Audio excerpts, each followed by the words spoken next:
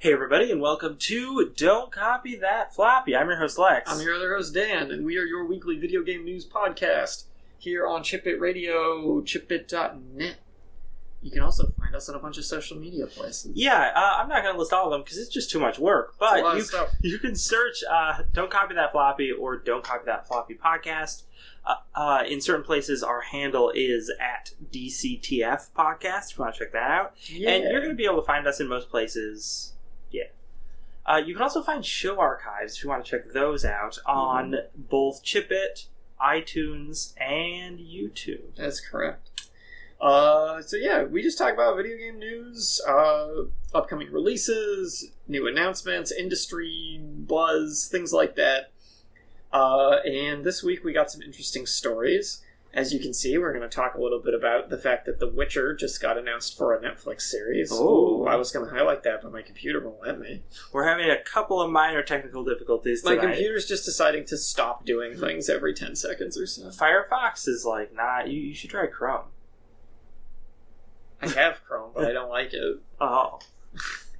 I hate web browsers. There's video games in web browsers. That's my reasoning for why I can talk about this on the podcast. Sure. I fucking hate web browsers because back in the day, I used whatever web browser I wanted, and everyone was like, oh my god, Dan, how could you possibly use web browser X? You need to use Firefox. You need to use Firefox, Dan. Why don't you use Firefox? I'm like, because the web browser I use is fine, and I noticed no discernible difference. So finally, I was just like, okay, I'll get Firefox. I've been using Firefox since then, and now everybody's like, why the hell do you use Firefox? What's wrong with you? Are you some kind of fucking subhuman freak? Get Chrome. Like, what the hell's the actual difference? Who cares? It's a fucking stupid thing you look at internet pictures on.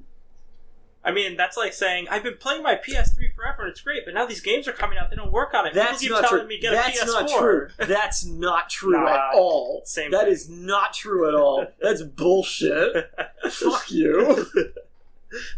That is absolutely, abjectly, a completely false comparison.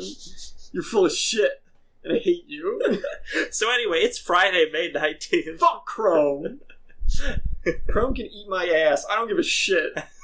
I'm sorry. Usually I don't swear this much if you're a first-time listener. Don't tell me what to do with web browsers. I'll do what I want. I'll use Netscape Navigator if I want to. You watch me. I will. Fucking try to stop me. Does that even still exist? I don't think it does, actually. I hope it does. I used to use it way back in the day, like way back in the day, because it's what you had. I never used Internet Explorer, though. But, like, actually, what is the difference between Chrome and Firefox? Like, is it actually better? Like, because no one's ever been able to tell me why one is better than the other. I assume the way they're programmed, one is just more optimized than the other, because on multiple different machines, Chrome has just run more smoothly for me than Firefox I really has. fucking need my web browser to be optimized so I can load those meme pictures faster. Yeah, dude, I care about those memes. Okay? My porn buffers 2 seconds faster through Chrome. Whoa, big butt man in tights tantalizes crowd. Oh man, that was solid Fallout 4 footage. That was fantastic. It just popped back in my head. Mm-hmm. Anyway, guess what's getting a Netflix series? The Witcher. The Witcher is getting a Netflix series. I don't know if it says so in this article on Polygon here, but this does not have anything to do with CD Projekt. They are not a part of the development of this show. And we know that guy who wrote the books is not going to get anything from it. Andrei Sapkowski. Because he signed away all the rights, didn't he? He did, because he's a moron. So, the only people making these buckets of cash are Netflix, I guess? I guess. Well, I bet CD Projekt's getting money for it. Because I'm pretty sure CD Projekt more or less owns the IP at this point. At least for non-book related stuff. At least for non-book related stuff. So I'm sure they're getting money, they're just not putting their hand in it. Mm-hmm. The executive producers are the executive producers of Sci-Fi's The Expanse. Oh, nice. A TV show based on a sci-fi novel series that is quite good. I mean, I imagine the novel series is quite good. I haven't read it, but I have watched both seasons of the TV show, and it's quite good. And the TV show, yeah, the TV show's good. It's quite good. Have you watched any of it? No, I've been too lazy. It's pretty good. Thomas Jane in there is Space Detective. I do love Thomas Jane. Thomas Jane's really great, and he's really great in that show. I was considering rewatching Punisher the other day, but I wasn't sure if I wanted to because John Travolta is really bad in it, but Thomas Jane's really good in it. Awesome. Yeah, so it's really a toss-up. If I could just get an edited version where they edit out John Travolta, that would be great. I bet John Travolta uses Chrome. What an awful human being. So, yeah. You want to know what my biggest problem with this is? Who's gonna play Geralt?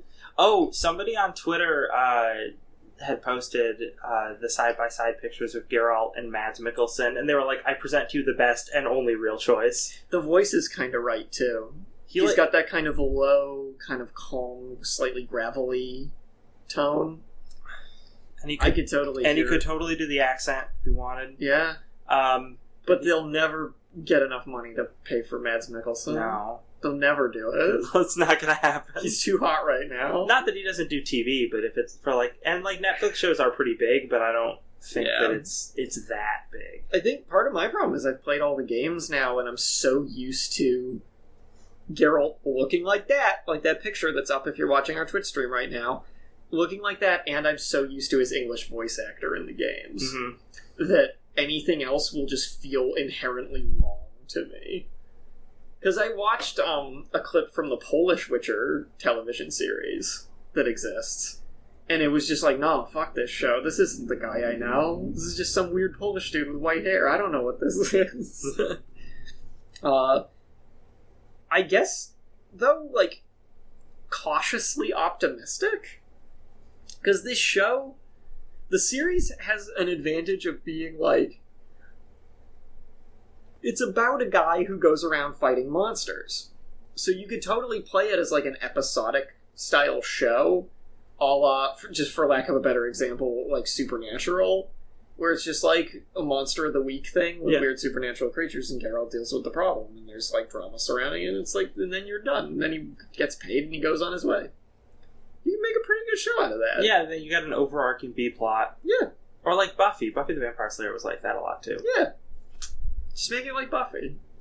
Get Joss Whedon in there. Put a musical episode in. Yeah. Everybody will love it. Geralt singing.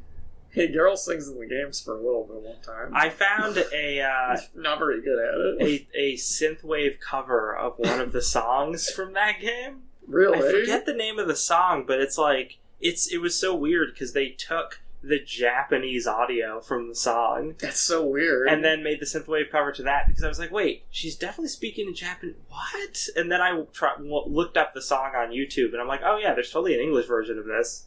Alright. Looking up Japanese dubs of non-Japanese games is amazing. I love hearing melodramatic anime voice acting coming out of Western video games. So that's cool. Netflix is really grabbing onto those video game. I mean, I know it's a book series, so I shouldn't call it a video game property, but the popularity of it right now that leads to them deciding to make this a show on Netflix is definitely derived from the video game. Yeah, and I mean, Netflix is just expanding pretty aggressively on their original content stuff. Because they're doing a Castlevania show, too. Yeah.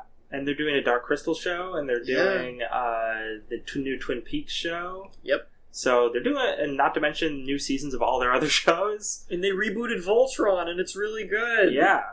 It's so good. So Netflix, I kind of assume that this Witcher show is going to be pretty good, because all the other stuff they do is pretty good. They have a solid Stranger Things. Yeah. They have a solid track record. So I'm looking forward to it. Yeah. Can't complain. Yeah, because if this was an announcement that, Sci-Fi Channel was doing it, I'd be like, oh, no. The only good thing Sci-Fi Channel ever produced was The Expanse. They did Battlestar Galactica.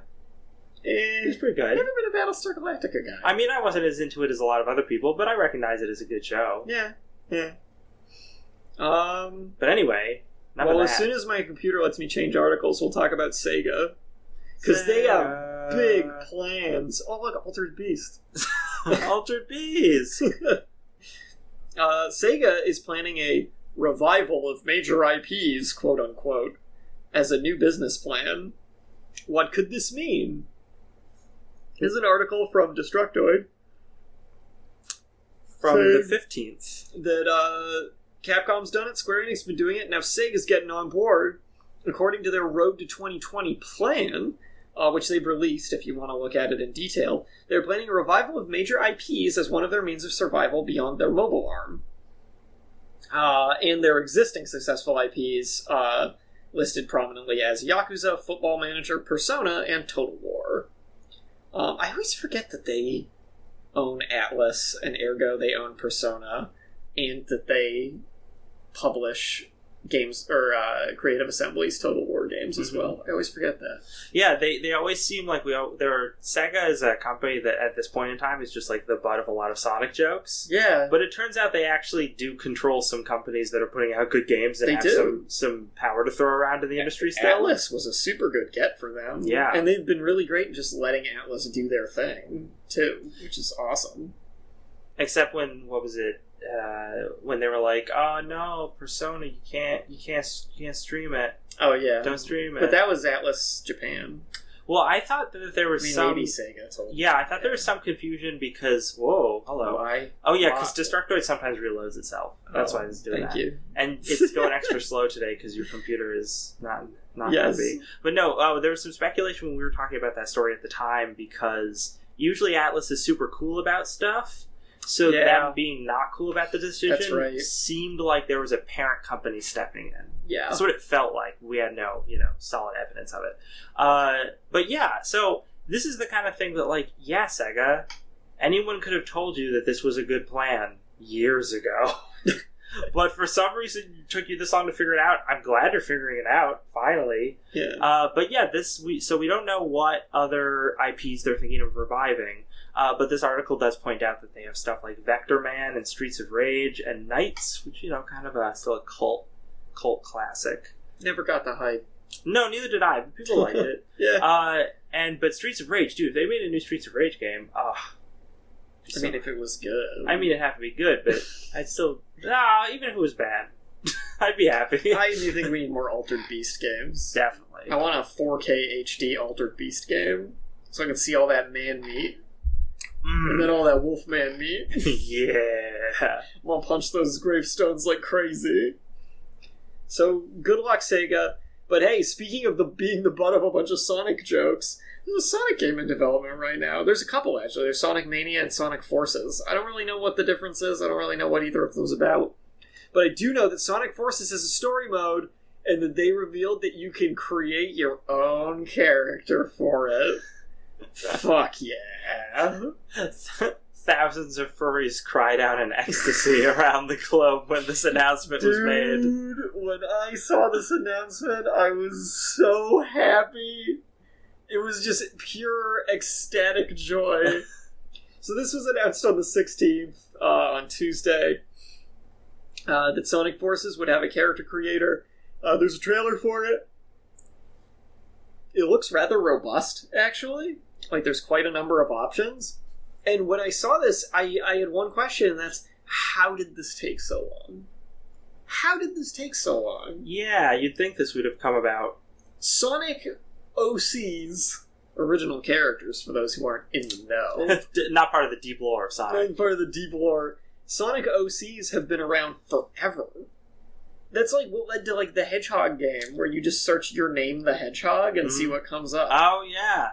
Right? Yep. Dan the Hedgehog? Really boring. It exists, but he's just like a regular guy. Well, didn't a lot of that stem out of all the comic books that they made, where they just introduced like tons of new characters? Yes. There's deep Sonic comic book lore. Mm-hmm. It's crazy. It's completely absurd. But this is freaking awesome. Gotta get those original characters. There's 7 different kinds of animals, including wolves, rabbits, cats, dogs, bears, and birds. And hedgehogs.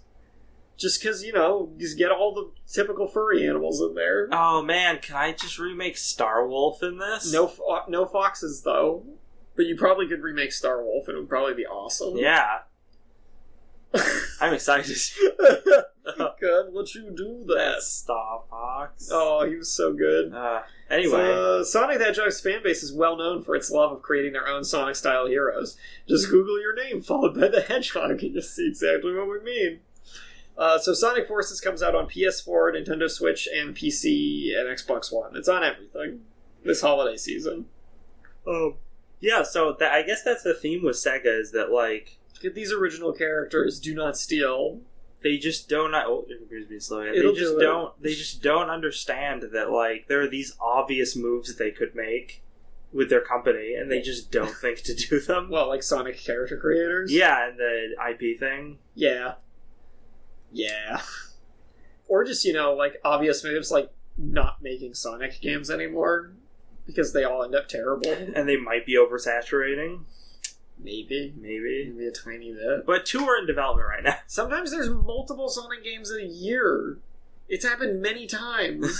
It's baffling. And they're not good. They're not good enough.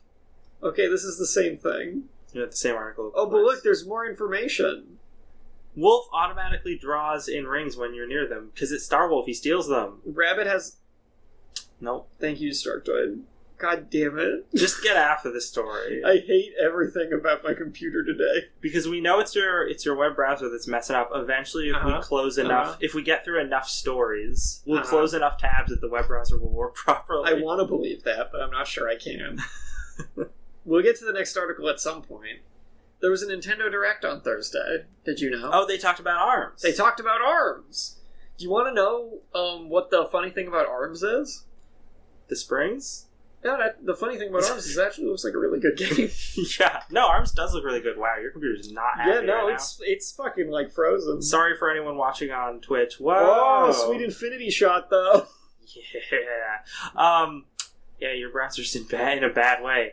But yeah, so... I blame Sonic. So there's going to be an ARMS beta of some sort. Yes. Starting, like, today? Maybe? Or next week sometime?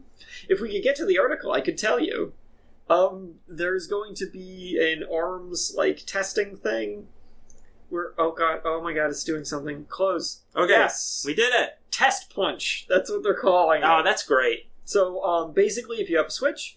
You can download a demo, like it's available now. You can download the demo, and then it will become playable on certain dates over the course of the next month.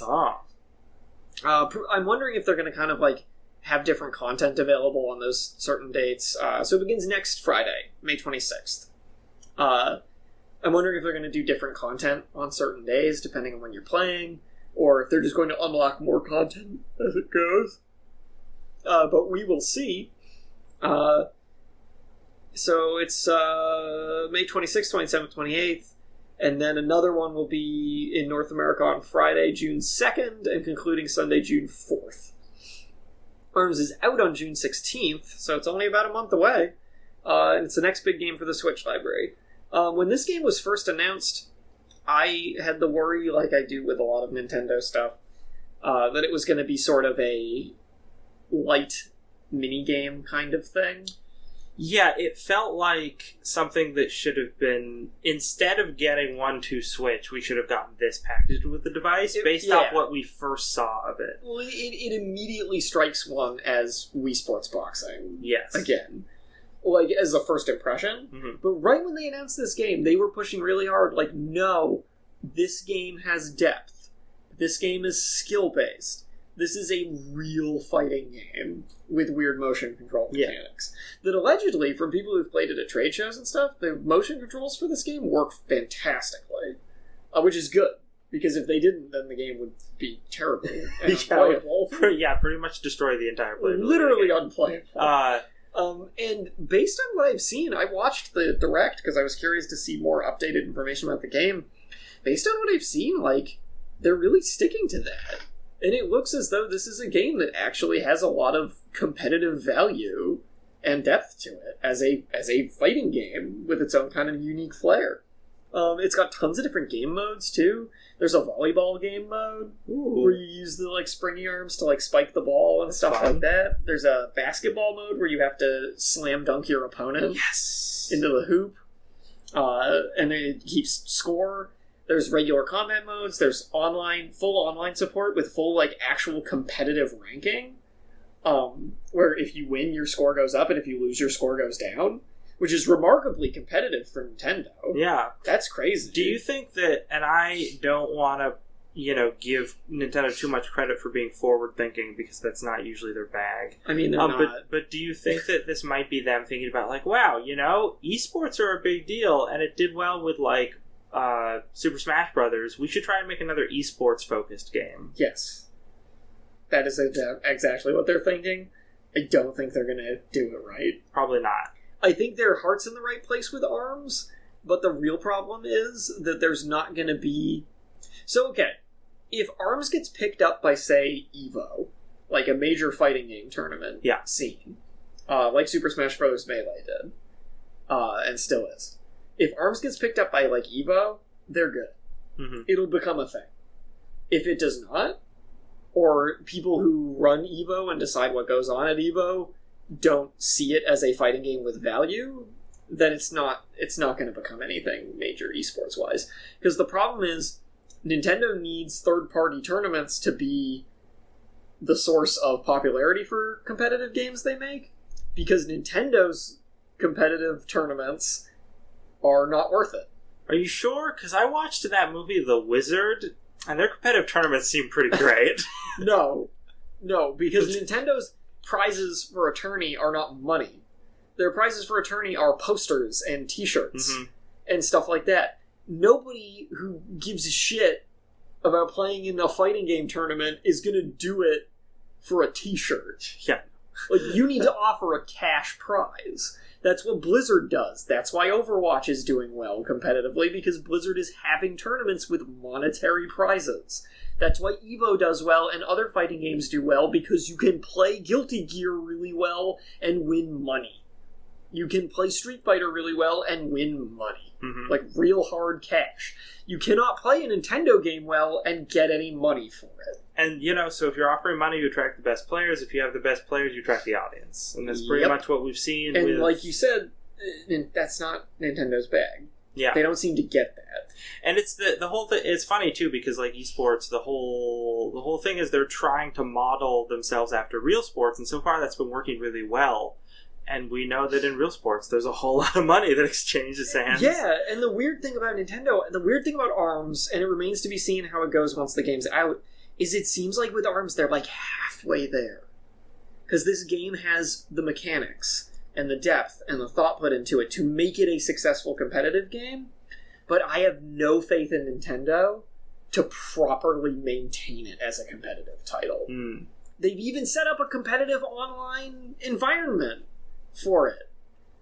Like, but I just feel like it's going to fizzle out because they're not going to offer any incentive to the players of it to do anything, which means that if, like, something like EVO doesn't take an interest in it, it's going to just vanish. No one's going to care in a few months. Mm-hmm. And they've also said, we're going to continue to support it with new stages and new characters and new game modes as, like, time goes on, all for free, which is great. It's launching with, I think, 11 characters, which is a solid lineup for a fighting game, for a first entry. All the characters have multiple different types of arms they can use. In the Direct, they went into detail about how a lot of those different arm types work. They're all totally unique. And characters will have, like, the same base type of arm, but with different attributes on top of it. So multiple characters will have, like, the Megaton arms, but that each of theirs has different attributes specific to their character. It's great. And all the characters have unique abilities outside of that as well to make them, like, different from the others. It's awesome. The Direct announced 3 new characters, too, that we hadn't seen yet. There's a robot policeman, and he's got a little weird robo-dog sidekick, and the robo-dog goes around and punches people on his own.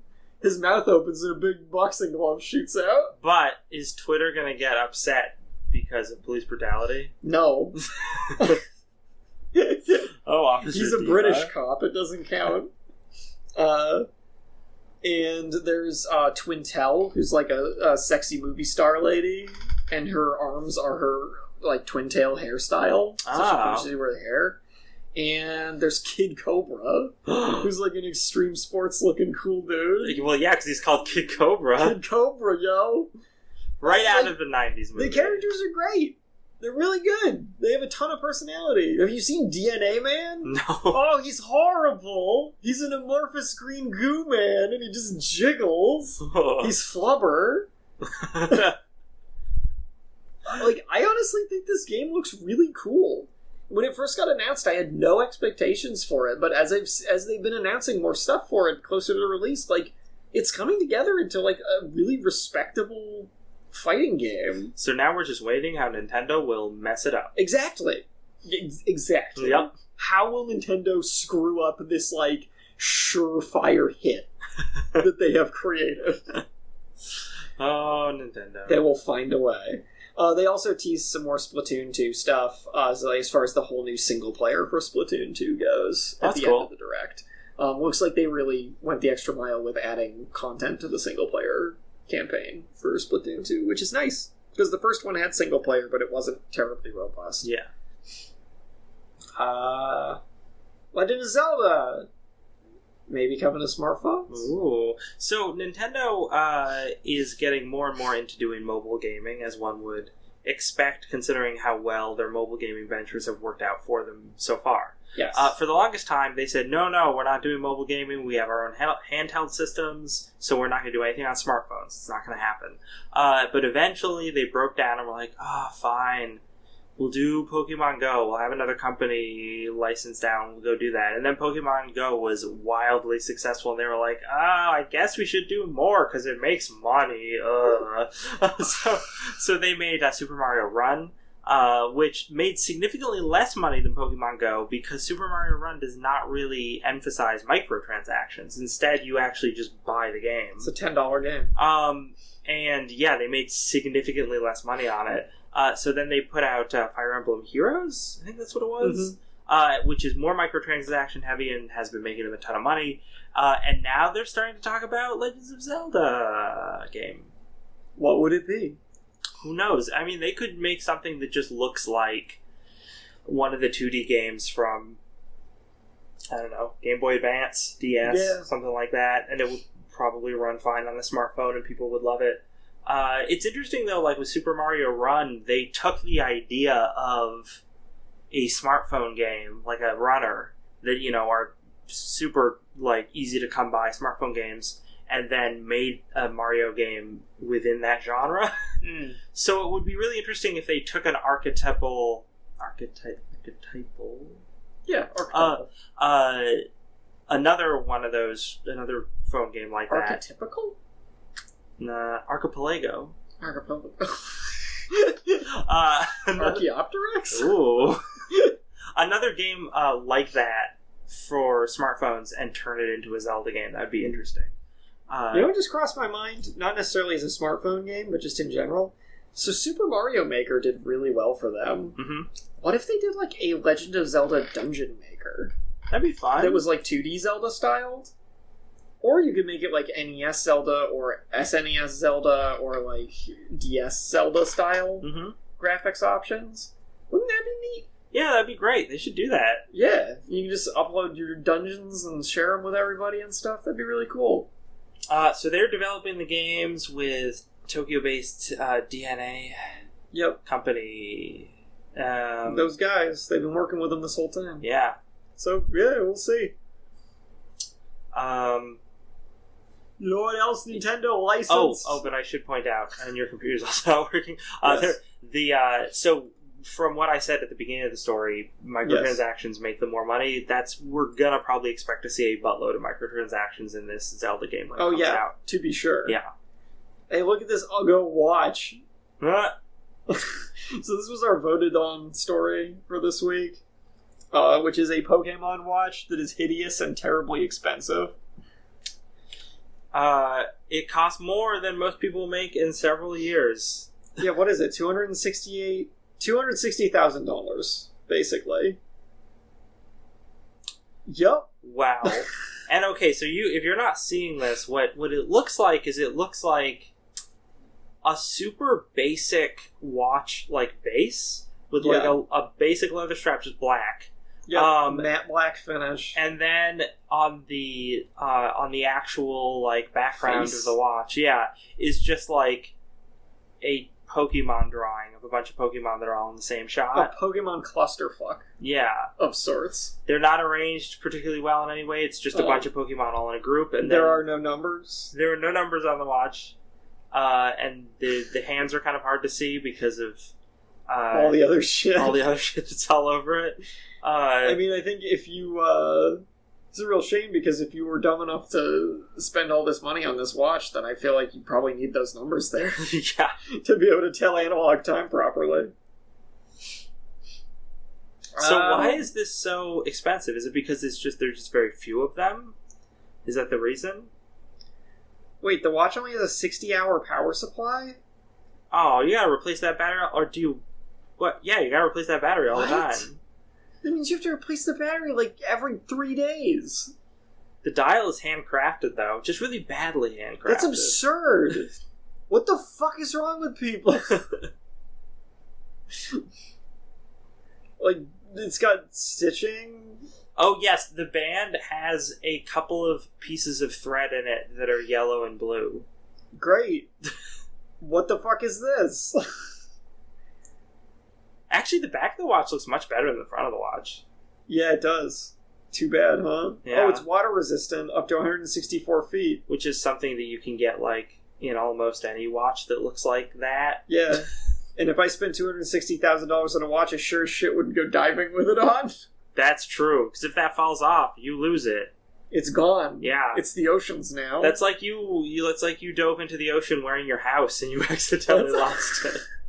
That watch is going to drift to the bottom of the sea, and a giant isopod is going to take it. Mm-hmm. It's going to belong to a giant isopod. Is that what you want? That isopod make his day. Go sell it on eBay. Dude. Giant isopods are cool guys. They've been around since the prehistoric era, so... They definitely understand how to use eBay. They're basically Pokemon. They are. Aren't there Pokemon modeled after several of them? Isn't Kabuto basically just a I giant think he is. More or less? Uh-huh. Oh, and, what's his face? From Gen 7, the new ones. I don't know. Wimpod. Wimpod is an isopod, and then he turns into Golisopod. Oh. Which even has isopod in its name. So there you go. There you go. Don't buy this watch. So yeah, do we know? We don't understand why it's that expensive, but who cares? We can't figure it out. It's just, I guess it's just one of those things where people are willing to pay that much for it. Hey! Did you know Destiny 2 got announced officially? I mean, it got announced back when the first game came out. But it was officially announced a little while ago, but now we have seen gameplay. There was a trailer this week on, I don't know, Wednesday, I think, where they actually showed off gameplay. Yes, Thursday. Thursday. So, would you say that the gameplay of Destiny 2 looks drastically different from the gameplay of Destiny 1? Not drastically, but it's a sequel, so it shouldn't does it look look drastically different? Does it look different at all? It looks a little different, yeah. Yeah? It looks like there's a lot more emphasis on vehicles. Cool. Which, like, I don't care about, but I'm sure if I was really into Destiny, I'd be like, cool, vehicles. I guess. So this trailer, it's a gameplay trailer, but it's really not a gameplay trailer. It's like 2 minutes, 44 seconds, and the first minute and a half of it, or maybe longer, is a cinematic trailer setting up the events of the game. And then the rest of it is a really quick cut montage of bits of gameplay. So, like, yeah, we see gameplay, but it's like, that's not really what this trailer is emphasizing. Yeah. So it's sort of misleading to call it a gameplay trailer, but I guess it is a gameplay reveal.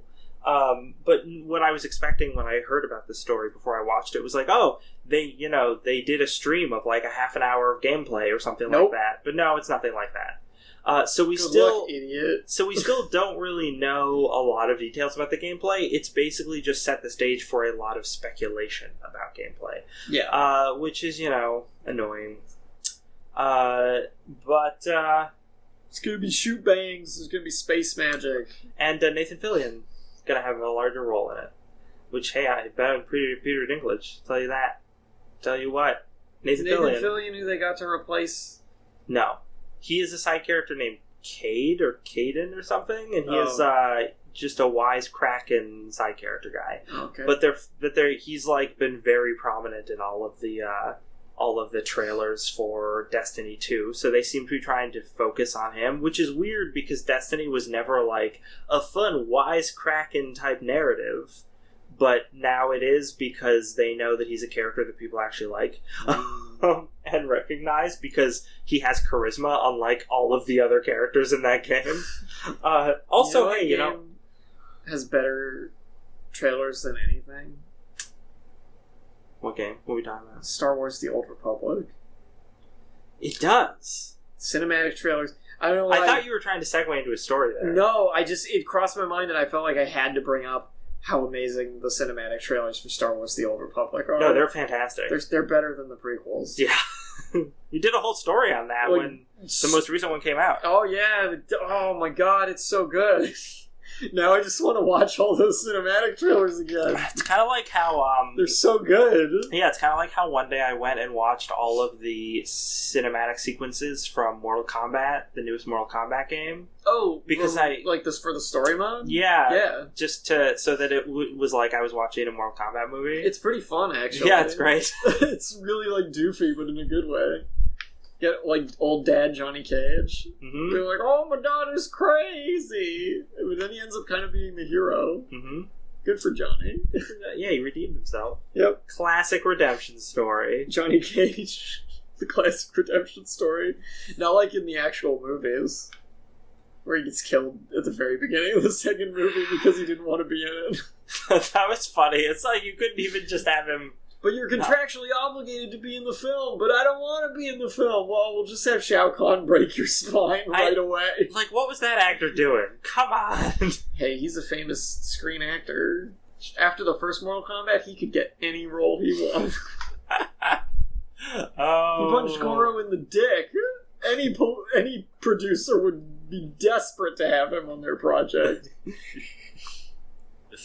They'll be like, whoa, that's the dude who punched Goro in the dick? Oh my god, give him a role. You know, Goro still looks pretty good. You know, the Mortal Kombat movie is pretty good. Well, yeah, but there's a lot of, like, any CGI in the first Mortal Kombat movie looks like vomit. But Goro is not CGI. He's, like, kind of a puppet, sort of. Yeah, and he's weird. And when I rewatched it recently, I was like, oh, he still looks pretty good. Yeah, no, he holds up alright. We're gonna try and buy a little more time because Dan's computer is not doing it. Mortal Kombat, pretty solid movie, possibly the most faithful video game movie of all time. I think so. Faithful to its source material. Wowie, my computer. They, in contrast, Mortal Kombat Annihilation, terrible. Completely terrible. I love it. I love it. Dude, there are multiple sequences in which meteors fall out of the sky that turn into ninjas who do flips onto the ground and then just begin fighting them. Oh, and they're just generic ninjas. But, like, just the fact that that there's a movie where that happens, it makes me happy. Oh, no, it's awesome. Mortal Kombat Annihilation is, like, it's a train wreck that you can't look away from. It reminds me kind of the old Power Rangers show, or I guess any of the Power Ranger shows, where, like, putties will just show up randomly. Yeah, they just show up. And then they're, like, disposable enemies that just got fought for, like, a couple minutes. Yeah, it's an excuse. But this is Meteor Ninjas. Meteor Ninjas. Man, my computer just doesn't want to do this. I don't know why it's being like this today. I don't know. Because it gets worse the farther into the show we get, even though the farther into the show we get, the more tabs we close, so the easier it should be on your web browser. And every single other program is running completely fine. Oh, oof. What story were we gonna talk about next? Because I can bring it up on my we were gonna talk about Scalebound. Oh, Scalebound. So I'm gonna try relaunching Firefox real quick and restoring my session. Real spicy rumors about Scalebound flying around this week. Anyway, news broke on the 18th, which was yesterday. Actually, this probably broke on... I got it up. Oh, good. So this article is from the 18th. I think this news might have broke the day before.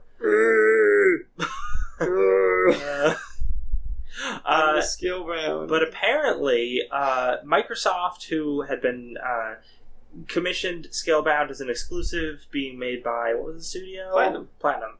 Had canned it earlier this year, I think, which was a surprise to everyone. And apparently they have refiled, they've renewed the copyright for Scalebound, which is leading people to think, oh, maybe it's not so dead after all. But the rumors claim that teams are working on salvaging the project or reworking it from the ground up without Platinum's involvement. So that's not okay. But I believe that supports my theory on why it got cancelled. That being, Microsoft and Japanese game dev do not get along. Because Microsoft just come in on their skateboard with their American flag poncho. Well, because Microsoft runs things a certain way, and Japanese game studios are run a certain way. And they don't always mesh quite right. Yeah. And especially in the case of a studio like Platinum, which is full of a bunch of really hot-headed auteur game directors, Hideki Kamiya, who was literally heading this project. Back when this got canceled, I was like, this got canceled because Hideki Kamiya, they told him to do something on the game that he didn't want to do, and he told them to go fuck themselves. Yeah. And they said, okay, well then you don't get our money. Yep. Guarantee it. Yeah. Because that's definitely how both of those sides would react in that situation. Because Microsoft is like, no, you have to make this game our way because we focus tested this and this is how it needs to be. Yeah, I mean, think about to a mass market, and Hideki Kamiya says, fuck you, I'm making a game I want to make, and I'm making it the way I want to make it because I know it will be good. Think about most Western AAA titles. They are so focus tested. So homogenized and fucking just like normalized at this point to be like easily digestible by a mass audience. Yep. And Japanese games are, like, the polar opposite, in some ways. Where it's, like, a smaller studio that says, we're gonna make this game with this concept. And they put it out, and it's weird and interesting, but it's usually good. I mean, did you hear about Persona 5? You heard about Persona 5? But, I mean, Japan has its own share of, like, homogenized schlock games. Yeah. But they're much lower budget and smaller. Like, visual novels. Visual novels, the sheer number of like garbage JRPGs released annually is staggering. Like generic as fuck JRPGs that are just not worth anyone's time. I mean, Persona 5 in some ways is kind of a visual novel. It has visual novel elements. There's lots of stuff where you're just following the story. It's visual in the sense that Matt Mercer paints in it. He does. He made a beautiful painting at the end of his social link. Good. I became best friends with Matt Mercer and maxed it. But yeah, so this definitely seems like Microsoft does want to have this Dragon-based first-party exclusive. They just don't want to deal with Platinum. Yes. Probably more specifically Hideki Kamiya. Yeah, probably. Because he was the one heading up the project. So that sucks, because that also means this game is probably going to suck now. Yeah. It'll probably lose all the charm that it would have had. And it also sucks because Hideki Kamiya was on record as saying, like, oh, I've always wanted to make a cool game about dragons. And now he can't. So, R.I.P. and Pepperoni's the Scalebound we knew. R.I.P. and Pepperoni's Hideki Kamiya's dreams. Just get cracking on Wonderful 102. Hey! Any one of these days. I know the game sold like shit, but please make it. Moving on, if your computer will allow us. Nintendo, please fund Wonderful 102. Oh, okay. Hey, big article about a guy who hates Steam. Okay, so I thought we were gonna get to this sooner because we're a little low on time. So I can get rid of some of these articles. I'm gonna try and run through because this is an article that made waves this week. It came out on May 16th on Polygon by this dude named Tom Colwill. Tim Colwill. Whatever. Tom Colwill. Right there. I know, I was reading it and I still said it incorrectly. So anyway, Tom Colwill. Tim Colwill. Tom Colwill. Sake. Basically, this is an article about. Gaben. Oh yeah, Gaben really needs to shave. No, it looks rugged. Get a haircut. He looks rugged. But this article is entitled "Valve is not your friend and Steam is not healthy for gaming." We've all been in an abusive relationship this whole time. Yes. The what was it? The line beneath that saying the illusion behind the good guy Valve reputation. Okay, so I want to start this off by saying Tom Colwyn, or otherwise known as Tim Colwill, you need to calm down. No, the reason why I'm saying his name incorrectly repeatedly is because I have no respect for him. Oh, okay. That's a good way to show that. But he needs to calm down, and he needs to step outside of his bubble for 5 minutes. And the reason why I say that is because you read this article, it's very long, but you get through the whole thing, and it's very long. This entire article smacks of a guy who is not like super into Steam or Valve, but he's surrounded by friends who are. And over all these years since Steam has been around, whenever he's been like, I don't really like this thing that Steam has been doing, all of his friends have been like, shut up, noob, Steam is great, Gaben is my deity. And because that's everybody's experience, right? That's everyone's life. Yeah, except it's obviously not. Yeah. And he's just gotten to the point where he's heard that so many times that he's snapped and written this article. And this article is just like, he's basically, it seems like he's trying to make up for all the perceived goodwill that Valve gets every second of every day with this article that's just swinging in the opposite direction. Mm-hmm. And he starts it, he also gets really political with it, which is super weird.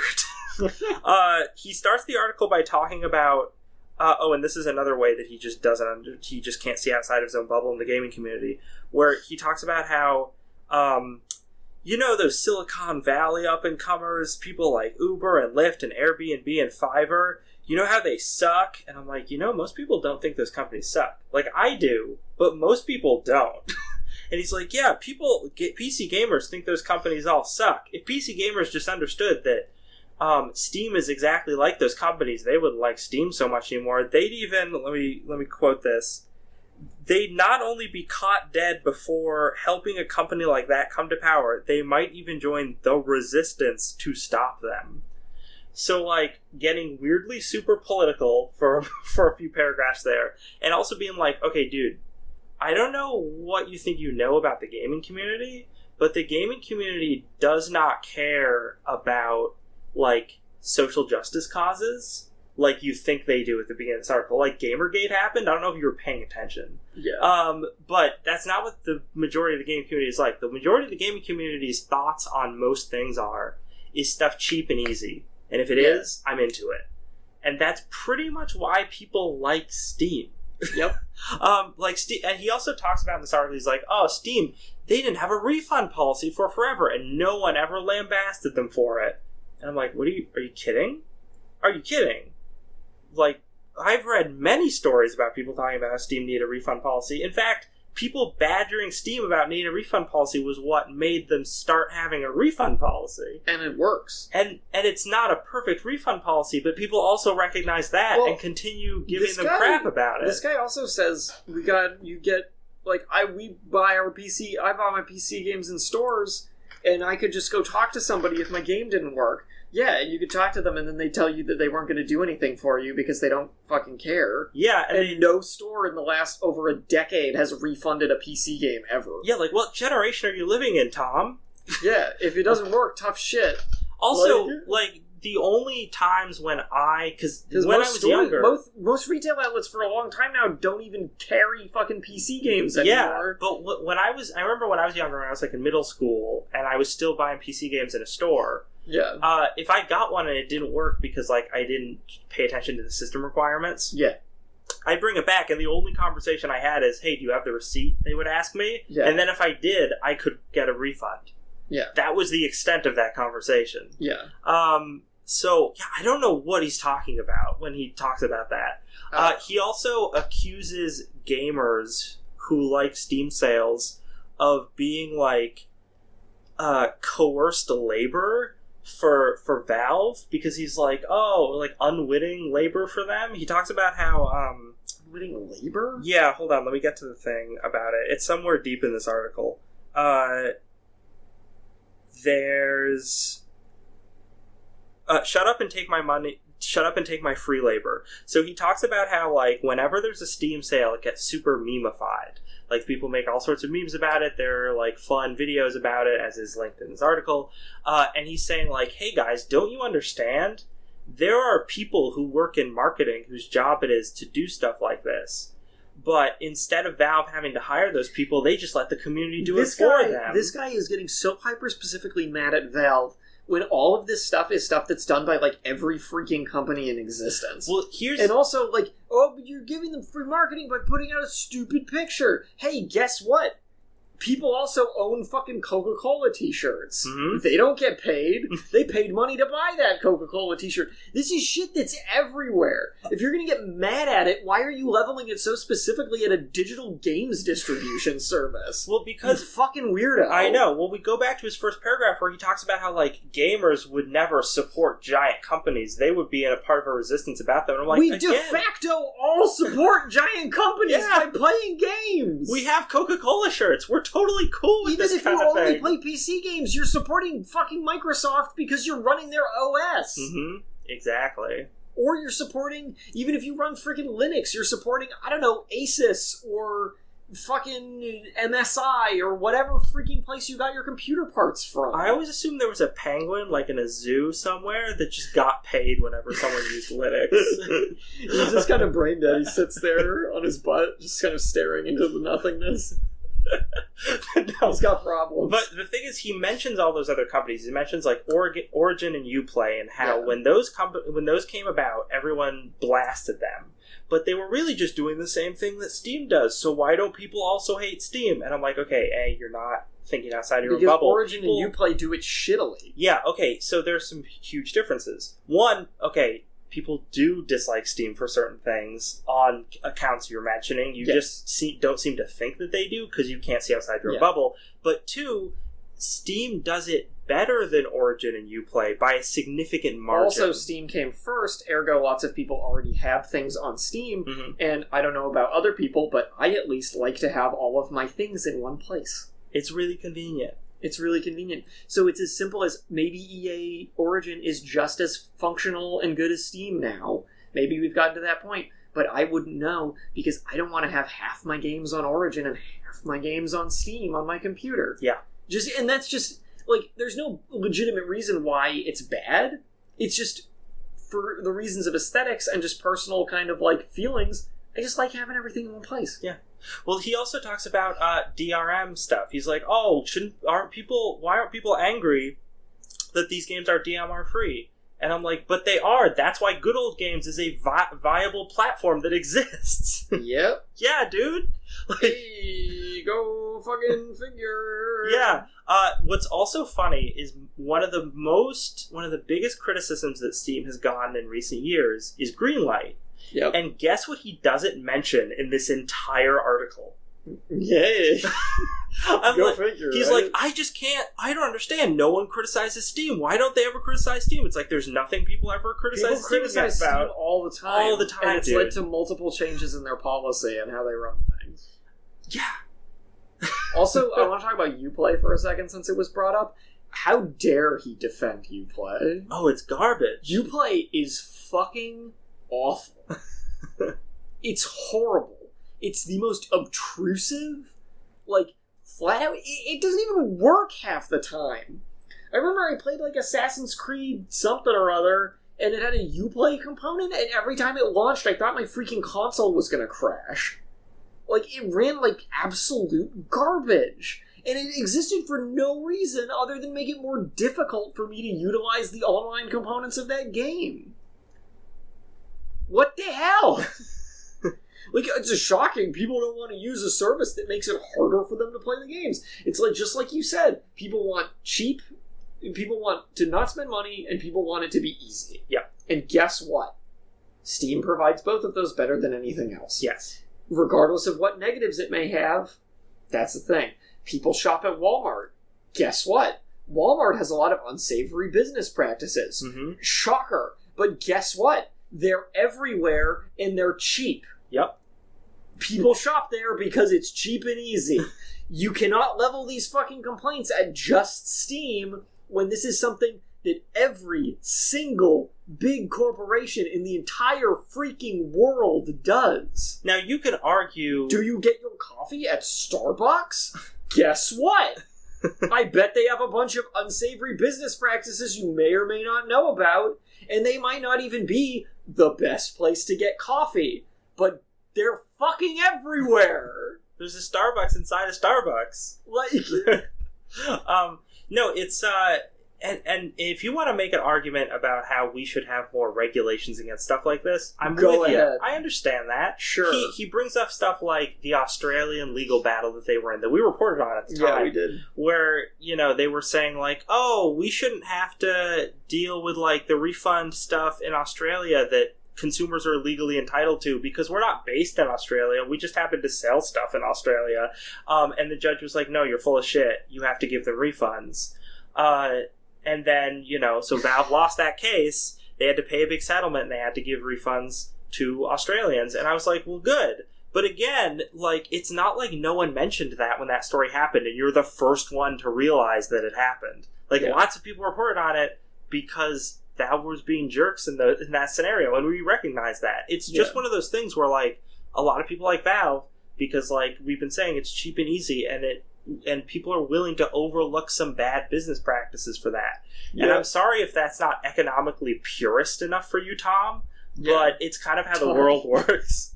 I want to talk. The last thing I want to say about this article is that it ends on the. I was going to say this too. Writing, I should say the socio-political writing equivalent of Gunshot Fade to Black, which is, maybe it's time for all of us to wake up. Yeah. Holy shit, woke as fuck, red-pilled! Whoa, man, you blew my mind! It's like the wake up I'll go delete my fucking Steam account right now, you showed me! Fuck you! Eat shit, this article is so up its own fucking ass. Oh, it totally is. Fuck you, Tim Caldwell. Tom Cavwill. Tim Colwill. This article sucks. Tim Colwill's his actual name. No, this is some alarmist bullshit. Yeah, no, there's totally a way to write a reasonable article about how people overlook some of Valve's business practices. We should stress that we are not shitting on this article because we are giant Steam fanboys. No. Either. Like, I don't consider myself a person who, like, adores Steam and lavs its praises. I don't flip my shit every time there's a Steam sale and throw out pictures of it. No. I own PC games not through Steam because I felt like I was better off getting them somewhere else. Like, I'm not a giant Valve person. But, like, so my motivation here is not that I'm mad that he's shitting on Steam. I don't fucking care. My motivation here is that this guy seems like an asshole. Who is focusing all of his rage, his impotent socio-political rage, at a fucking video game purchasing service. Yep. Which just seems childish as shit. Why don't you talk about the government? You seem to have so many strong opinions about this kind of stuff. Why don't you go after something more important than Steam? Yeah. But he just seems mad that so many people seem to like Steam. Mm-hmm. Well, it's like you said, get out of your bubble. Are you surrounded by friends who, like, just constantly talk about how great Steam is? Yeah, then maybe I get why you're so pissed about it. But that's you, man. That's not the world. Yeah, and stop stereotyping every other PC gamer as a mindless Steam zombie. Yeah, it just makes you look like a shithead. Yeah. It's possible to like Steam, but also be critical of them. Yes. Newsflash. Yeah. Whoa. Oh. Crazy. Whoa. Or Hashtag woke. You don't even have to like Steam. You can just... It's possible to use Steam and be critical of it still. Yeah. And be aware of that. Like, Christ, man. Wake up, sheeple. Let's see. Ubisoft might be doing more DLC and microtransactions. Oh, so this article I thought was super interesting just because it gives a lot of cool data and charts. We don't really have time to go through all of them, but it's basically this idea that Ubisoft did an earnings call, and they talked about the money they had made and the money they were projecting to make, and they said, listen, we are seeing our numbers, and we're seeing that...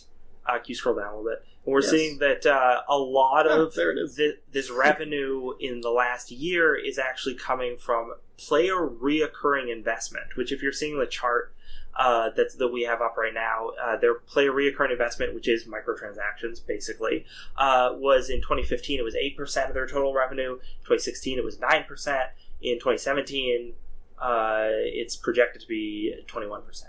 So they're basically saying, listen, we want to, instead of putting out 5 big games this year, we're going to put out 4, probably.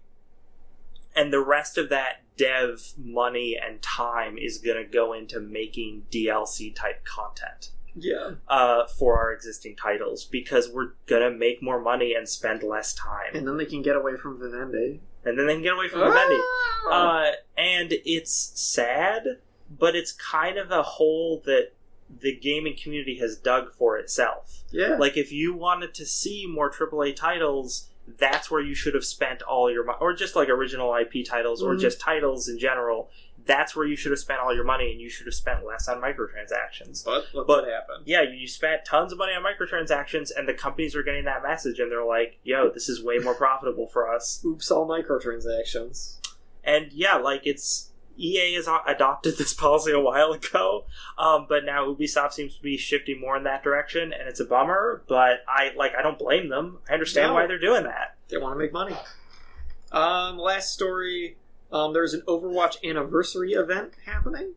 Ooh. Because as of May 23rd, 4 days from now, it'll have been out for a year. They're doing an in-game event for it.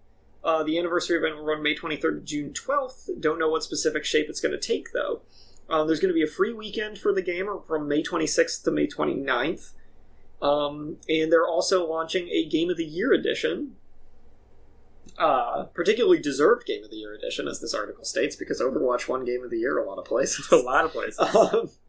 It comes with the game itself, 10 loot boxes, some skins for characters, some other stuff for some of their other games.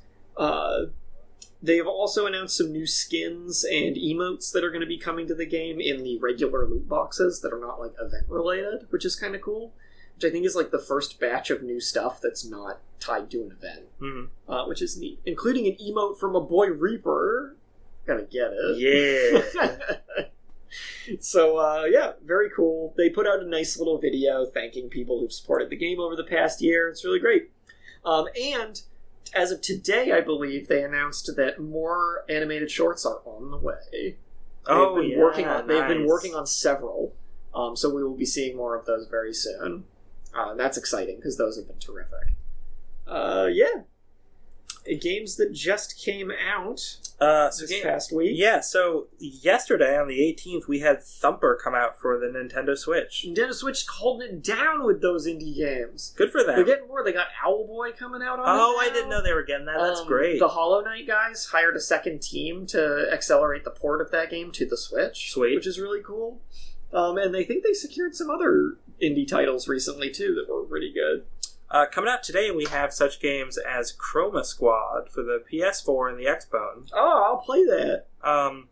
We also have Fire Emblem Echoes, Shadows of Valentia for the 3DS. It's a remake of, like, the second Fire Emblem game ever, I believe. Oh, okay. Shadow Warrior 2 for the PS4 and the Xbone. Darksiders War Mastered Edition on the Wii U. Yeah, on the 23rd, we're getting that Darksiders on the Wii U. Disgaea 5 on the Nintendo Switch, also on the 23rd. And on 25th, we got Vanquish on PC. Get all those Platinum games out on the PC. Get them out right now. Awesome. And we've got a lot of stuff coming out on the 26th, but I will probably talk about it then, because that's when our next episode is. Yeah. Well, yeah, lots of stuff to talk about that episode. Cool. So that's been the show. Thank you that's all the news we gotta talk about. Listening. We got our blood up twice in this episode. I'm so salty about everything. Salty about web browsers. Salty about some guy named Tim. Yeah. But yeah, thanks for listening. If you want to check us out on social media, you can find us by searching Don't Copy That Floppy Podcast or DCTF Podcast. We're in most social media. You'll probably find us. Probably not on, like, Instagram. You won't find us there. But most other places. You can find show archives on places such as YouTube, iTunes, and our host site. Don't Copy That, or I'm sorry, Chipit.net. Chipit.net. Chipit Radio. Give it a listen. There's a lot of great chiptunes. It's 24/7 streaming chiptune music. Yeah. And there are some other podcasts on there, including another one I do called Inner Geek, where I talk about comics with my boss, and he mostly just yells at me the whole time, but it's pretty fun. We have a Patreon you can check out if you'd like to support the show monetarily. Mm-hmm. There's some rewards you can get, and we have some various goals for once we get a certain amount of backing. If you want to support the show without paying money, you can also go on iTunes and leave us a review. We very much appreciate that as well. So thank you for listening. We will be back next Friday, the 26th, from 7 to 8 p.m. live, Eastern Standard Time. And until then, remember... Don't copy that floppy.